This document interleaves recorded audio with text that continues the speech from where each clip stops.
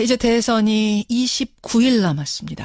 문재인, 안철수 두 선두 그룹이 확실해지면서 지금 서로 간의 검증 공방도 치열한데요. 여러분 떠올려 보세요. 지난 한 주 동안 여러분이 접한 의혹들, 어떤 단어들 떠오르십니까? 굉장히 많습니다. 그래서 오늘은 월요일의 코너 뉴스닥 대신에 양당을 직접 모셔서 양당을 통한 검증을 한번 해보려고 합니다. 먼저 더불어민주당에선 전재수 의원 나오셨어요. 전 의원님 안녕하세요. 네, 부산 북구 출신 전재수 국회의원입니다. 예. 안녕하십니까? 안녕하세요. 국민의당에선 이용주 의원 나와 계시죠? 예, 안녕하십니까. 전남 여수 출신의 이용주 의원입니다. 예, 두 분도 뭐 전화상이긴 합니다만 인사 한번 나누세요, 서로 간에. 안녕하십니까? 그래요. 저희가 두 분한테 요청을 드렸어요. 무슨 요청인고 하니 상대 후보의 여러 가지 의혹 가운데 네거티브 말고 네거티브 차원이 아니라 이것만큼은 진짜 검증이 절실하다. 해명이 필요하다 하는 문제 한 가지씩을 좀 가지고 오시라. 가지고 오셨습니다. 허심탄회하게 얘기를 좀 해보겠습니다. 보따리를 풀어보죠. 여러분 들으시면서 여러분이 들었던 의혹 가운데 이건 뭐 네거티브가 아니라 반드시 해명이 필요하다 싶으신 것들은 쭉 문자로 보내주세요. 50원에 단문 100원의 장문 유료 문자입니다. 샵 1212 카톡 레인보우 열려 있습니다. 먼저 국민의당 이용주 의원께 질문 드리겠습니다. 예. 이용주 의원님.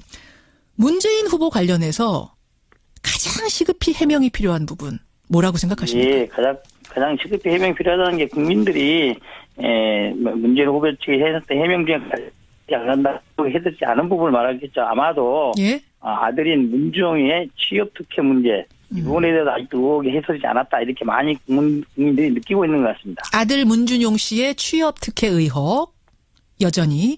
자, 어떤 부분이 문제라고 생각하시죠? 어떤 부분이 의혹이라고 생각하세요? 국민들의 이제 의혹은 이거죠. 첫 번째로는 규정과 달리 취업 관련 공고 기간을 6일밖에 안 거쳤다. 이것으로 인해서 나중에 기관 주의 처분까지 받았다. 왜 그렇게 했냐? 이게 문제인 것이고. 채용 공고 기간이 짧았다. 예. 그 다음에 취업 정보를 예. 열람하던 중에 우연히 아들이 파악하게 됐다는 건데 워크네트에 들어가서 예. 예. 그 워크네트가 열려있던 시간은 단 이틀에 불과했다는 겁니다. 우연히 어떻게 그 시점에 워크넷에 그 정보가 있는지 알고 연락을 했는지 이것에 대해서도 정말로 우연에 불과한 것인지 국민들이 납득이 않고 있고요. 또 하나는 세 번째 이런 거죠. 나중에는 결국 동영상 전문가로 채용이 됐는데 예. 채용 공고상에는 연구직이란 말만 있을 뿐이지 동영상 관련해서는 전혀 언급이 없습니다. 보통 응시를 할 때 공고를 보고 봤다 하더라도 자신에 해당되는 부분이 있을지 원서내는 거 아니겠습니까? 도대체 어떻게 동영상 전문가를 뽑는 것을 알았는지 예. 이걸 의문을 갖고 있는 거죠. 그 다음 또 있습니다. 네 번째로는 예. 동상적 응시원서를 낸다면은 예. 공모이나 공격 같은 데도 본인이 연구직에 응시를 하는지 일반직 응시하는지 즉 직렬과 직급을 기재하게 돼 있어요. 예를 들면 이제 언론사라면 나 PD 지원인지 기자 지원인지 아나운서 그렇죠. 지원인지 적는 걸 직렬이라고 하죠? 그렇습니다. 직급부터 쓰게 돼 있습니다. 예. 하지만은 어떻게 그 취업을 하려고 하는 사람이 직렬과 직급 자체를 기재하지 않은 응시원서를 낼 수가 있는지. 잠깐만요. 응시원서에 직렬 직급 나는 있는데 비어 있었습니까? 그렇습니다. 공란으로? 그렇습니다. 또 어떻게 그런 일이 있을 수 있는지 이게 또 문제인 것이죠. 또 하나는 예. 문재인 후보 쪽에 제명을 했지만은 응시원서 이외에 이력서를 또 낸 부분 있지 않습니까? 이력서 냈죠. 근데 이력서에 예.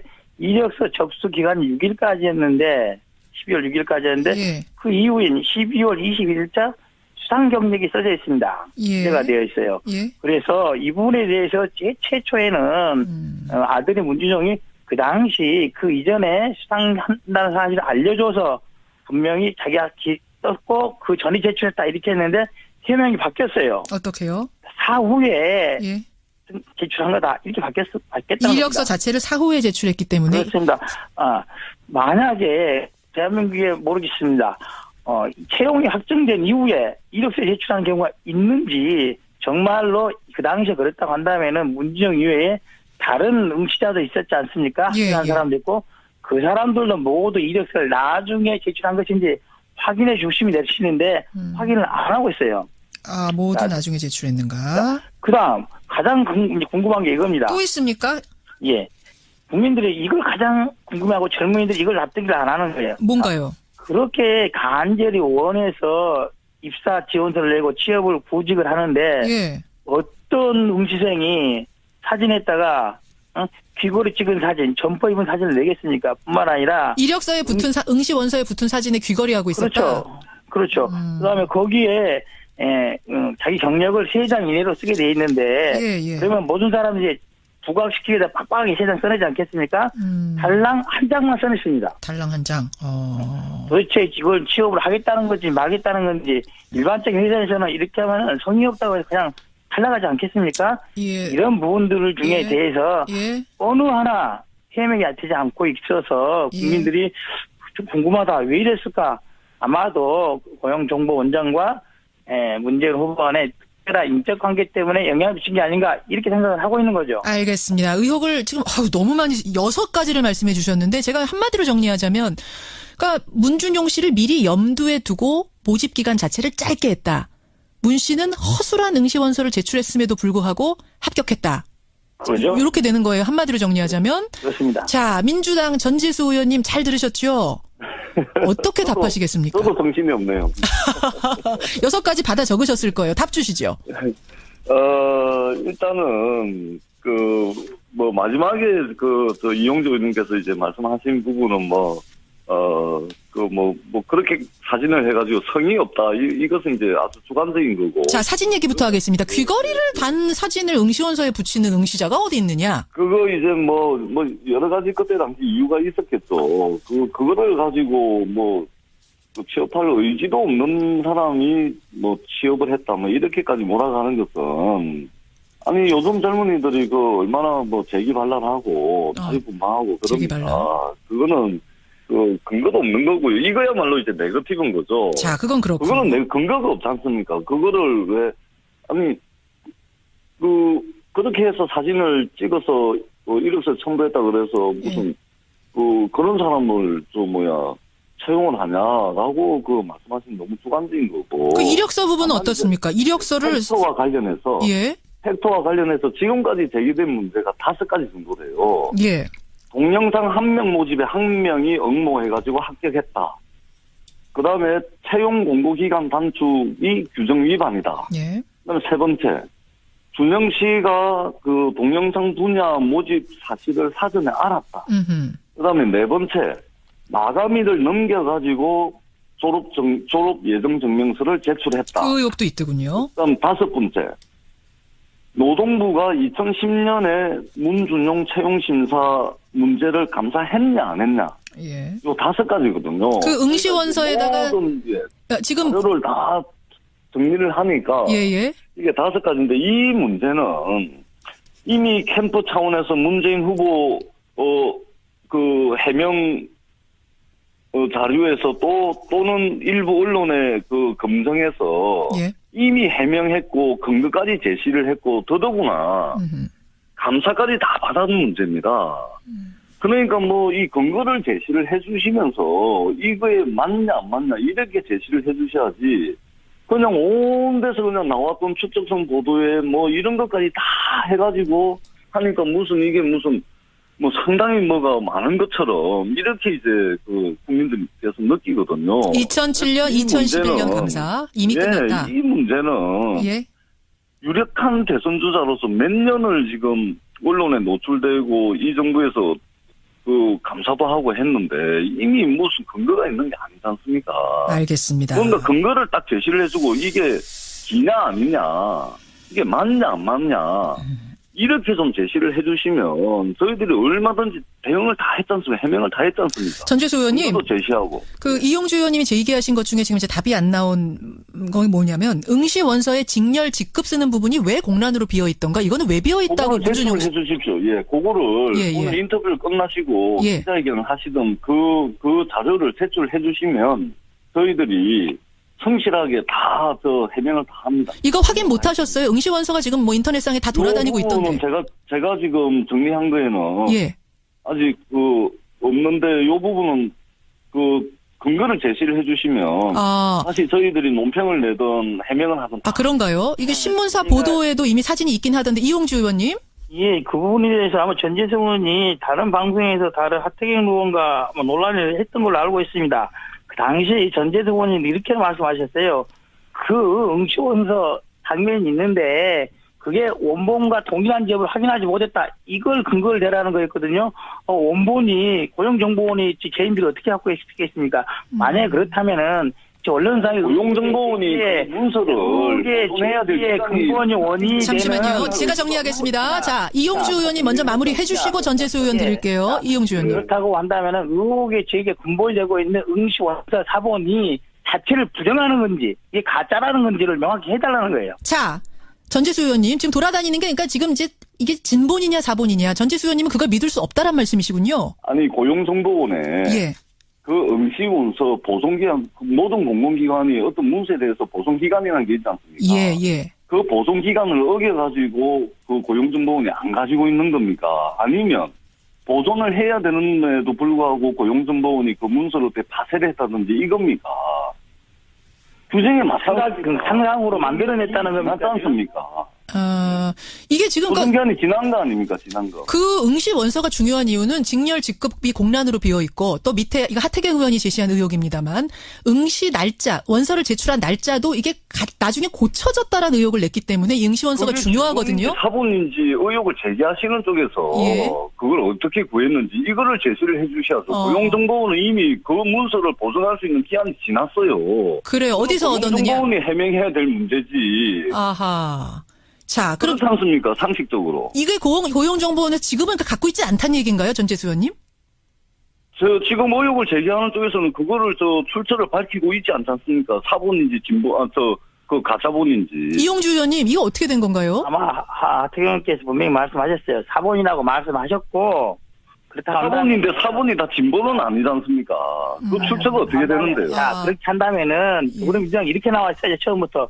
그 근거, 그 서류 가짜다 임의로 만든 거다라고 했을 한데 한 번도 그런 주장 안 했어요. 한 번도. 단 한 번도. 그 출처와 그 사본이 진본인지 가짜본인지를 제시를 해주셔야죠. 이 논란의 보존 연한 응시 원서의 기재 내용으로부터 시작된 거 아니었겠습니까? 그렇다 한다면은 예. 처음부터 지금까지 그 원서 가짜다 상상에 만들었다 하면 될 걸 한 번도 안 했다는 걸 인정하고 있었다는 거 아닙니까 지금까지? 알겠습니다. 자, 이 얘기는 뭐 이제 고용정보원이 문서에 대한 보존 기한을 어겨가면서 파쇄를 하거나 그것을 이제 건져내가지고 근거로 제시를 하시면은 문제가 되지만 고용정보원이 문서 보존 기한 지난 것까지 다 가지고 있어야 될 이유도 없는 거고. 알겠습니다. 국민들이 판단하겠죠. 자, 이용주 의원님이 지금 마지막 얘기를 해주셔야죠. 마지막 정리를 했습니다. 국민들이 이제 판단을 하실 텐데 지금 이 논란이 계속되고 있는데 결국은 이 원본 응시 원서가 안 나오고 있어서 계속 논란이 왔다 갔다 하는 뭐 이런 상황이라는 거 여러분 인지하시고요.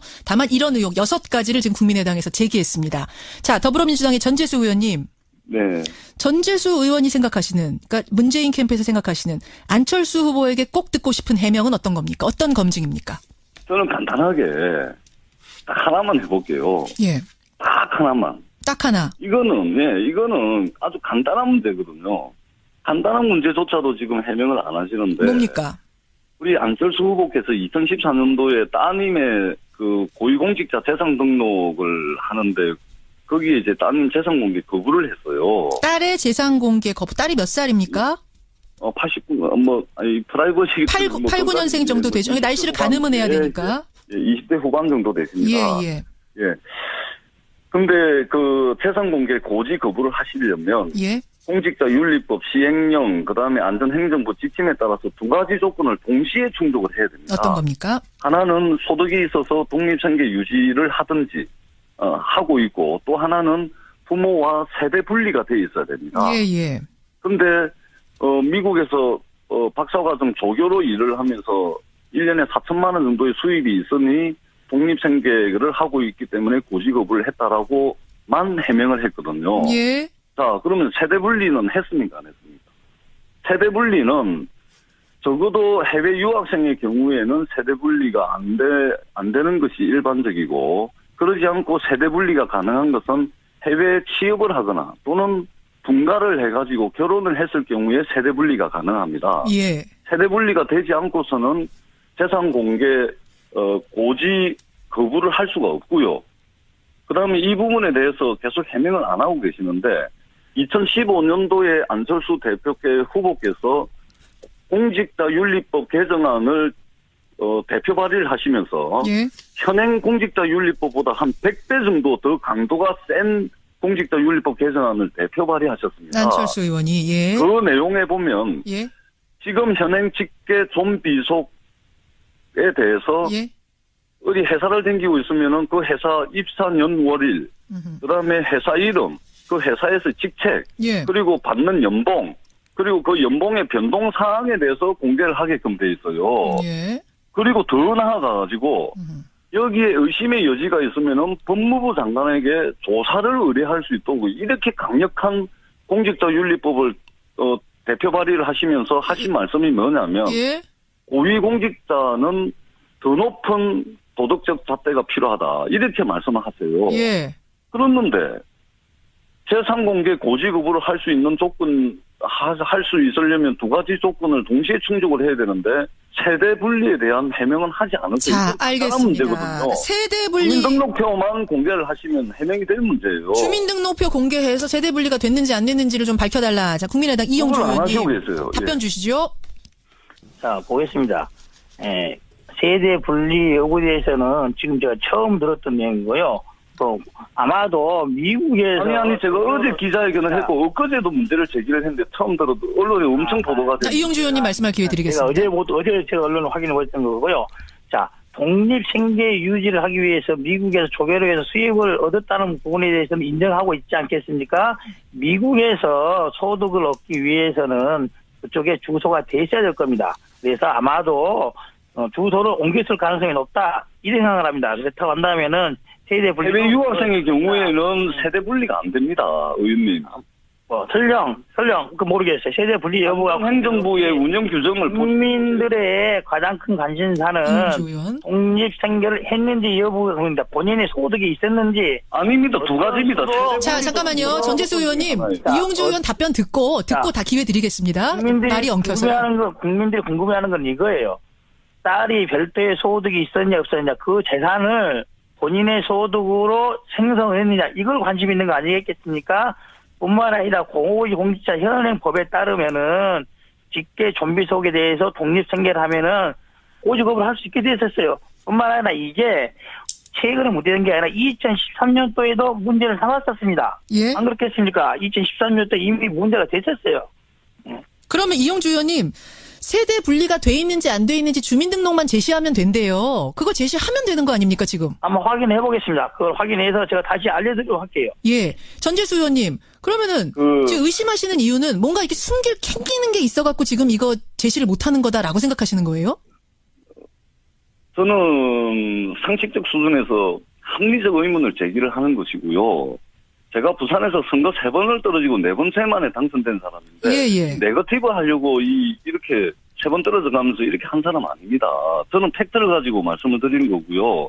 이용주 의원께서 재산 공개 고지 거부는 독립생계 유지를 하거나 또는 세대분리 또는이 아니고 독립생계 유지를 해야 되고 그리고 반드시 세대분리가 돼 있어야 네. 재산 공개를 거부를 할 수가 있어요. 자, 그리고 그 부분은 아까 설명하셨어요. 이틀 전에 확인해서 알려드리도록 하겠습니다. 이틀 전에 네. 국민의당에서 논평을 했습니다. 예. 논평을 했는데 세대분리에 대한 말씀은 한마디도 없으시고 독립생계 유지하고 있다. 이렇게만 말씀을 하셨어요. 알겠습니다. 자, 주민등록표만 제출해 주시면 끝나는 문제입니다. 자, 이용주 의원님 답변 정리를 좀 해주시죠. 자, 동사무소 와서 주민등록증만 하나 주민등록표만 하나 끊으면 끝나는 문제를 왜 이렇게 며칠이 지나도록 이렇게 하지 않는 겁니까? 자, 네거티브인지 여부는 국민의당? 딸의 재산 공개를 하라는 것은 예를 들어 그럴 수 있어요. 안철수 후보의 딸이 숨겨놓은 재산이 많이 있다든지 아니면 안철수 후보의 재산을 딸 앞으로 옮겨놨다 그런 객관적 의혹이 있으면은 공개를 하겠죠. 예. 그런 근거 하나라도 있습니까?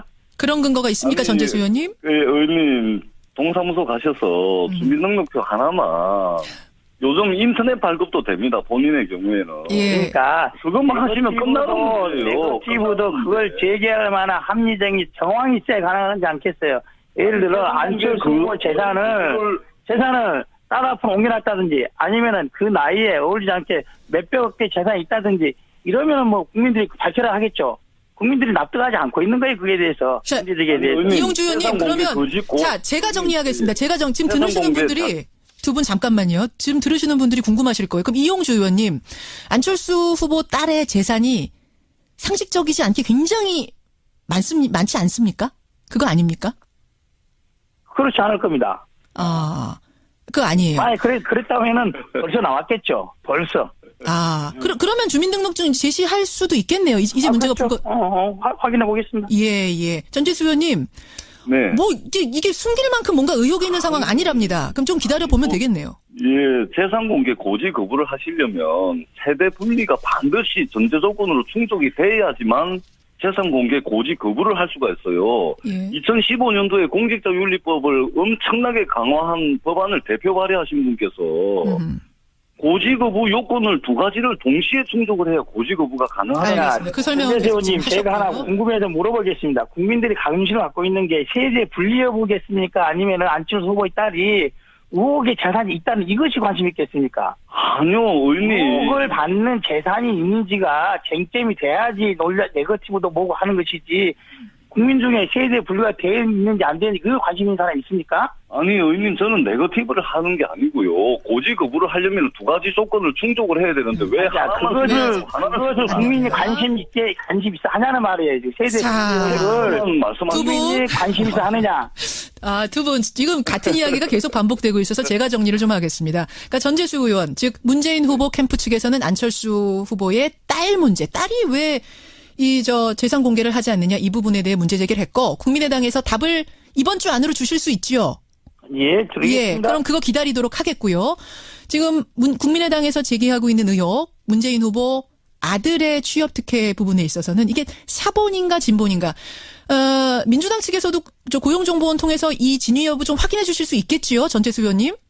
그동안 계속 확인을 했고요. 예. 얼마든지 할 수가 있습니다. 얼마든지 그것도 예. 한번 국민들이 기대해 보겠습니다. 네. 양 후보 측에서 이것만큼은 해명해달라라고 제시하시는 문제 한 가지씩을 가지고 저희가 오늘 토론을 해봤습니다. 두 분께 마무리 발언할 기회 20초씩 드리겠습니다. 먼저 전재수 의원님, 문재인 캠프입니다. 전재수 의원님 말씀해 주세요. 예, 저는 이 논란을 떠나서 부산에서 선거 3번 떨어져 가면서 4번째 만에 당선된 사람입니다. 예. 이런 사람이 고작 근거도 없는 네거티브 하려고 국회의원 된 거 아닙니다. 우리 국민들께서 이게 정말 검증에 필요한 것인가 아니면은 그야말로 악의적인 공세인가, 이건 국민들께서 잘 판단하실 거라고 저는 생각을 하고 있습니다. 문재인 후보. 간단한 겁니다. 밝혀주시기 바랍니다. 문재인 후보의 후보 측 국민의당 이용주 의원님 20초 드릴게요. 예, 저희들이 네거티브를 제기한 적이 전혀 없습니다. 문재운영, 즉 문재인 후보의 아들 문제도 저희 당에 제기한 적이 없고, 자유한국당과 더불어민주당 공방 간에 나온 이야기를 저희한테 물어본 것일 뿐인 겁니다. 저희들은 결코 네거티브 하지 않습니다. 합리적 근거가 있는 것을 의혹 제기를 할 수는 있어도 근거 없는 이런 네거티브 하지 않고 앞으로도 네거티브 하지 말고 정책 선거 하자는 거예요. 예. 끝장 토론하면 될 것을 왜 그럽니까? 알겠습니다. 끝장 토론하면 될 것을 또 끝장 토론으로 마무리를 지어주시네요. 여기까지 워낙 여러 가지 의혹들이 주말 사이에 불거져서 저희가 양당 캠프를 통해서 적어도 이것만큼은 좀 듣고 가야겠다 싶은 것들 오늘 짚어봤습니다. 두 분 고생하셨습니다. 고맙습니다. 이용주 의원님 고생하셨습니다. 감사합니다. 예. 네. 더불어민주당 전재수 의원, 국민의당 이용주 의원이었습니다.